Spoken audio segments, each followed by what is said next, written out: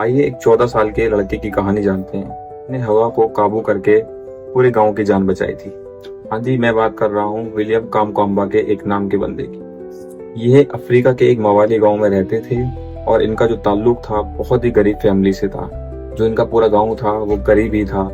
और जो गांव की जो हालात थी उस समय मरी के कगार पे थे इनके गांव के हालात। उस समय क्या था कि पूरे गांव में सूखा पड़ा था, पानी नहीं था, जिसकी वजह से पूरे गांव में खेती होना बहुत मुश्किल हो रहा था।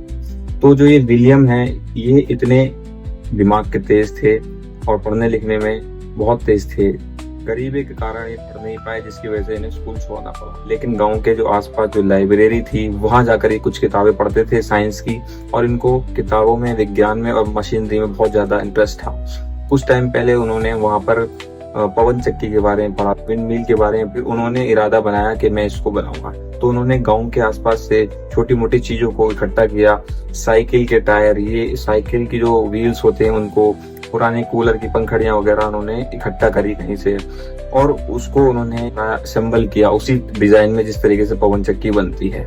और उन्होंने उस समय वो कर दिखाया कि पूरी दुनिया उस समय हैरान थी कि जो पवन चक्की होती है वो हवा से चलती है, और जब हवा से चलती है तो वो एक एनर्जी को जनरेट करती है जिससे बिजली बनती है। तो उन्होंने वही यूज किया और जुगाड़ पानी करके उन्होंने पवन चक्की बनाई। सबसे पहले उन्होंने वो बनाकर बल्ब जलाया, और बल्ब जलाया फिर उसके बाद पानी की मोटर चलाई, जिससे पूरा गांव हैरान हो गया कि एक गरीब का बच्चा क्या कर गया।